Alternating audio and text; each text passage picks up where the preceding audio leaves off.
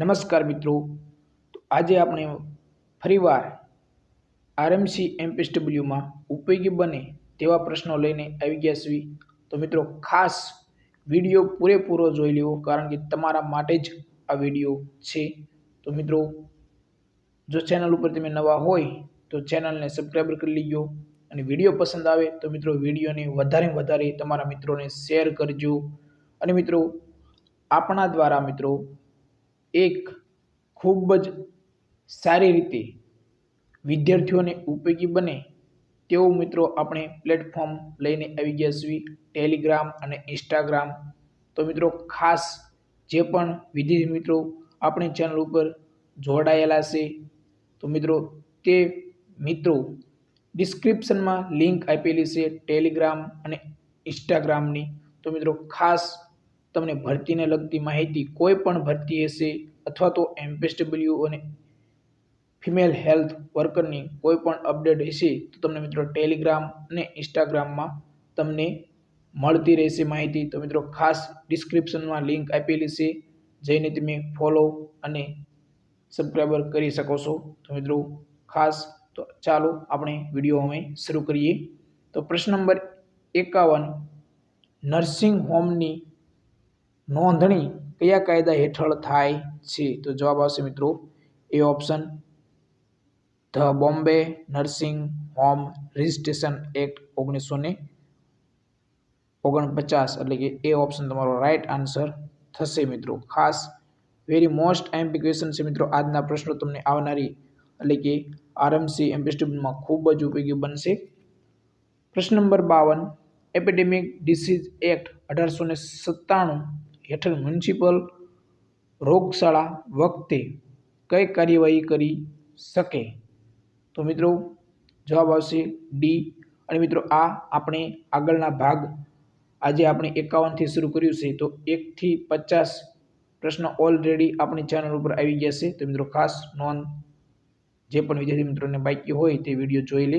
પ્રશ્ન નંબર 53, જન્મ તથા મૃત્યુની નોંધણી કાયદો 1969 મુજબ હોસ્પિટલ નર્સિંગ હોમમાં થયેલ જન્મની નોંધ કરવાની જવાબદારી કોની હોય છે?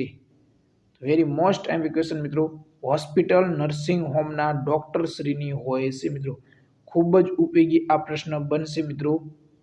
પ્રશ્ન નંબર 54, 1 વર્ષથી નાના બાળકોનો મૃત્યુદર, એટલે કે IMR કયા રાજ્યમાં સૌથી ઓછો છે? મિત્રો તો જવાબ આવશે મિત્રો ડી ઓપ્શન, કેરળમાં સૌથી ઓછો છે. પ્રશ્ન નંબર 55, 5 વર્ષથી નાના બાળકોના ક્લિનિક પ્રતીકમાં વચ્ચેનો ઊંધો ત્રિકોણ શું દર્શાવે છે?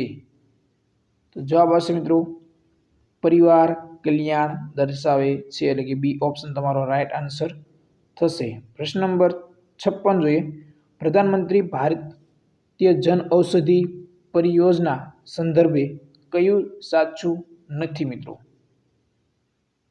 તો તમારો જવાબ થશે મિત્રો બી ઓપ્શન, આ કેન્દ્રમાં કર્મચારી તરીકે ડિપ્લોમા ફાર્મસી કે બેચલર ઓફ ફાર્મસીની જરૂર નથી, એટલે કે બી ઓપ્શન તમારું વિધાન ખોટું છે, એટલે કે સાચું નથી.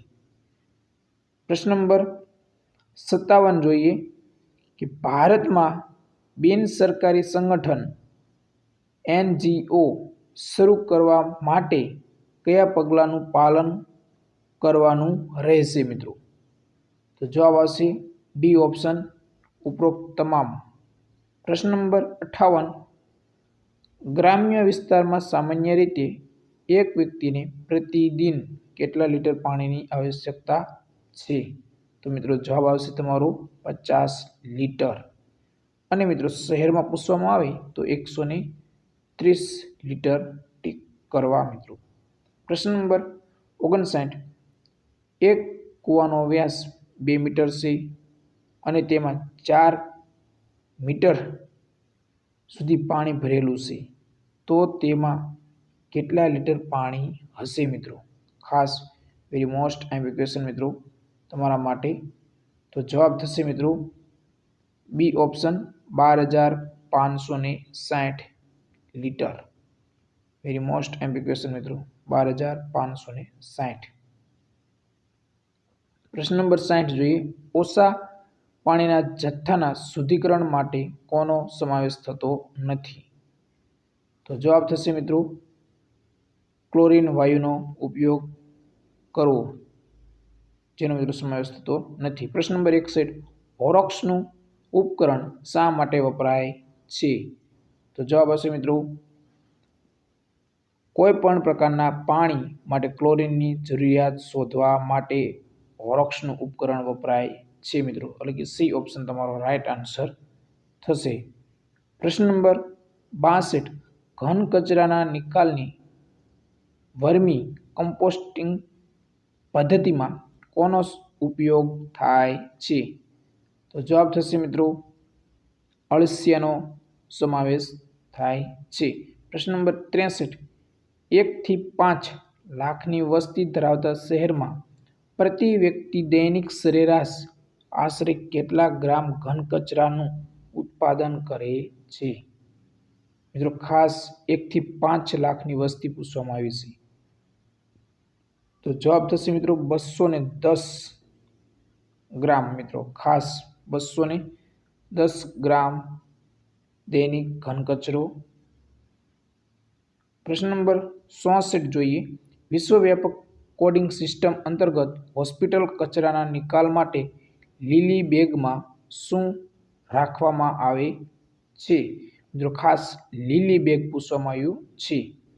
તો જવાબ થશે મિત્રો સી ઓપ્શન પુનઃ ઉપયોગ માટે પ્લાસ્ટિકની વસ્તુઓ, આઈવી સેટ અને રાઇલ્સ ટ્યુબ વગેરે મિત્રો. સી ઓપ્શન તમારો રાઈટ આન્સર થશે. પ્રશ્ન નંબર 65 જોઈએ. બાયોમેડિકલ વેસ્ટ વ્યવસ્થાપનમાં શાની કાળજી રાખશો? તો જવાબ થશે મિત્રો પ્રશ્ન નંબર 65માં ડી ઓપ્શન ટ્રીટમેન્ટ, વિશ્વવ્યાપક કોડિંગ સિસ્ટમનો ઉપયોગ, બાયોમેડિકલ વેસ્ટની કેટેગરી નક્કી કરવી. એટલે કે મિત્રો ઉપરના તમામ જવાબ યોગ્ય છે. પ્રશ્ન નંબર 66. મોટા કુદરતી મહાસંકટમાં કોનો સમાવેશ થતો નથી?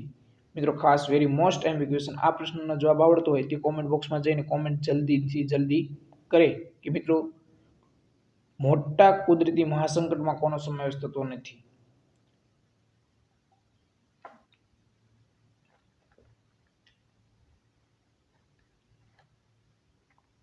તો જવાબ થશે મિત્રો ભોપાલ ગેસ લીકેજ દુર્ઘટના. એટલે કે સી ઓપ્શન તમારો રાઈટ આન્સર થશે મિત્રો. અને મિત્રો કુદરતી મહાસંકટ જો તમને મોટામાં મોટું પૂછવામાં આવે તો તમે શું ટીક કરી શકો? પ્રશ્ન નંબર 67. મહાસંકટમાં ઘાયલ દર્દીઓને તેમને જરૂરિયાત મુજબ તાત્કાલિક સારવાર મળી રહે તે માટે કરવામાં આવતા ટ્રાયલ્સ મુજબ આપવામાં આવતા કલર કોડમાં પીળો કલર કોડ કેવા દર્દીઓને અપાય છે? તો જવાબ આવશે મિત્રો દાજુ, શરીરમાં ઘણા ફ્રેક્ચર થવા, અતિશય દુખાવો વગેરે. એટલે કે બી ઓપ્શન તમારો રાઈટ આન્સર થશે મિત્રો. પીળો કલર કોને? પ્રશ્ન નંબર 68 જોઈએ. રાષ્ટ્રીય વાહક જનિત રોગોના નિયંત્રણ કાર્યક્રમમાં કયા રોગનો સમાવેશ થતો નથી? તો જવાબ થશે મિત્રો ડી ઓપ્શન ટાઇફોઇડનો સમાવેશ થતો નથી. પ્રશ્ન નંબર 69. ભારતમાં સૌથી પહેલા શરૂ કરવામાં આવેલ રાષ્ટ્રીય આરોગ્ય કાર્યક્રમનું નામ શું છે? તો જવાબ થશે મિત્રો બી ઓપ્શન રાષ્ટ્રીય કુટુંબ નિયોજન કાર્યક્રમ. હાલ નામ પરિવાર કલ્યાણ કાર્યક્રમ. પ્રશ્ન નંબર 70 જોઈએ. ભારતીય માનનીય વડાપ્રધાન શ્રી ભારતમાંથી કયા વર્ષમાં ટીબી રોગને નાબૂદ કરવાનો નિર્ધાર કરેલ છે? મિત્રો ખાસ ભારતમાંથી પૂછવામાં આવ્યું છે તમને. તો જવાબ થશે મિત્રો A option 2025. Very most IMP question મિત્રો. 2025માં માનનીય વડાપ્રધાન શ્રી દ્વારા ભારતમાંથી ટીબીને નાબૂદ કરવાનો નિર્ધાર કરેલ છે 2025. વેરી મોસ્ટ આઈએમપી ક્વેશ્ચન મિત્રો. પ્રશ્ન નંબર 71, સુધારેલ રાષ્ટ્રીય ક્ષય નિયંત્રણ કાર્યક્રમમાં કઈ બાબત સાચી નથી? તો જવાબ થશે મિત્રો ડી ઓપ્શન, નિદાન માટે એક્સરે ઉપર વધારે ધ્યાન, એટલે કે એ ઓપ્શન. પ્રશ્ન નંબર 72 જોઈએ.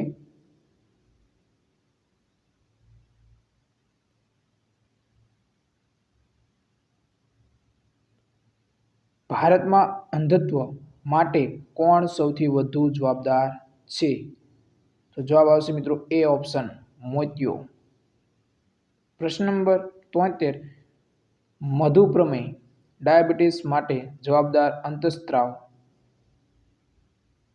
નું નામ શું છે? તો જવાબ આવશે મિત્રો ઇન્સ્યુલિન, એટલે કે સી ઓપ્શન રાઈટ આન્સર થશે.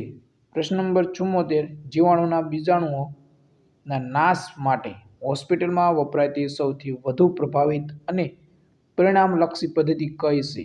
તો જવાબ થશે મિત્રો બી ઓપ્શન, નિયત દબાણ ઉપર 20 થી 30 મિનિટ સુધી ઓટોક્લેવના ઉપયોગથી વિસંક્રમણ. ખાસ મિત્રો યાદ રાખજો. પ્રશ્ન નંબર 75, રૂમના અસરકારક વિસંક્રમણ માટે શું વપરાય છે? તો જવાબ થશે મિત્રો પ્રશ્ન નંબર 75માં ફોર્મેલિન પોટેશિયમ પરમેંગનેટ, એટલે કે ડી ઓપ્શન તમારો રાઈટ આન્સર. પ્રશ્ન નંબર 89, નીચેનામાંથી કયું અભયારણ્ય ગુજરાતના સુરત જિલ્લામાં આવેલ છે મિત્રો? ખાસ તો જવાબ થશે ડી ઓપ્શન, ઉપરોક્ત એક પણ નહીં. પ્રશ્ન number 90, institute of plasma research Bharat સરકારની આ સંસ્થા કયા શહેરમાં આવેલી છે? તો જવાબ થશે મિત્રો ગાંધીનગરના ભાટ ખાતે આવેલી છે મિત્રો. પ્રશ્ન નંબર 91 જોઈએ. પુખ્ત માનવ શરીરમાં નવા રક્તકણો કયા અંગમાં બનતા હોય છે? તો જવાબ થશે મિત્રો હાડકામાં બનતા હોય છે. માનવ શરીરમાં નવા રક્તકણો હાડકામાં બનતા હોય છે મિત્રો. પ્રશ્ન નંબર 92 જોઈએ. નીચેનામાંથી કોણ સિતાર વાદક છે? તો જવાબ થશે મિત્રો ડી ઓપ્શન તમારો રાઈટ આન્સર, પંડિત રવિશંકર સિતાર વાદક. પ્રશ્ન નંબર 93, ભારતમાં તાજ મહોત્સવ આગ્રા ખાતે ક્યારે ઉજવવામાં આવે છે? તો જવાબ થશે મિત્રો એ ઓપ્શન, 18 ફેબ્રુઆરીથી 27 ફેબ્રુઆરી. પ્રશ્ન નંબર 94, ભારતમાં કેન્દ્રમાં કોના નામે વહીવટ ચાલે છે? તો જવાબ થશે રાષ્ટ્રપતિના નામે ચાલે છે. પ્રશ્ન નંબર 95 જોઈએ. ભારતીય સંવિધાન સંદર્ભે નીચેનામાંથી કયું વાક્ય ખોટું છે? તો જવાબ થશે મિત્રો પ્રશ્ન નંબર 95માં તમારો ઓપ્શન સી.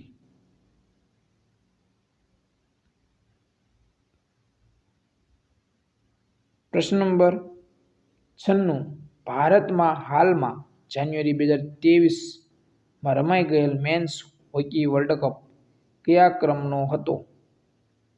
તો જવાબ થશે મિત્રો 15મો. ખાસ એ ઓપ્શન. પ્રશ્ન નંબર 97, જાન્યુઆરી 2023માં ભારતમાં કઈ રમતના ખેલાડીઓના યૌન શોષણનો વિવાદ ચર્ચામાં રહ્યો હતો? તો જવાબ થશે મિત્રો ડી ઓપ્શન, કુસ્તી. પ્રશ્ન નંબર 98 જોઈએ. એક વ્યક્તિનું નામ કિશોર છે તો તે વ્યક્તિની રાશિ કઈ ગણાય? તો જવાબ આવશે બી ઓપ્શન, મિથુન. પ્રશ્ન નંબર 99, નીચેનામાંથી કયો એવોર્ડ ફિલ્મ ક્ષેત્રનો છે? તો જવાબ થશે મિત્રો બાફટા એવોર્ડ જે ફિલ્મ ક્ષેત્રનો છે, એટલે કે એ ઓપ્શન તમારો રાઈટ આન્સર, બાફટા. પ્રશ્ન નંબર 100, બ્લેક ગાંધી નીચેનામાંથી કયા મહાનુભાવનું નામ છે? તો જવાબ થશે મિત્રો Martin Luther king. Black Gandhi Martin Luther king. તો મિત્રો આજનો વિડીયો તમને કેવો લાગ્યો? જો વિડીયો સારો લાગ્યો હોય તો વિડીયોને લાઇક કરજો, શેર કરજો, અને ચેનલ ઉપર નવા હોય તો ચેનલને સબસ્ક્રાઈબર જરૂર કરી લેજો અને મિત્રો ડિસ્ક્રિપ્શનમાં ટેલિગ્રામ અને ઇન્સ્ટાગ્રામની લિંક આપેલી છે તો જઈને મિત્રો ફોલો કરો, તમને ખૂબ જ ઉપયોગી બનશે. ભરતીને લગતી અવનવી માહિતી તમને ટેલિગ્રામ અને ઇન્સ્ટાગ્રામમાં મળતી રહેશે. તો જય હિન્દ મિત્રો.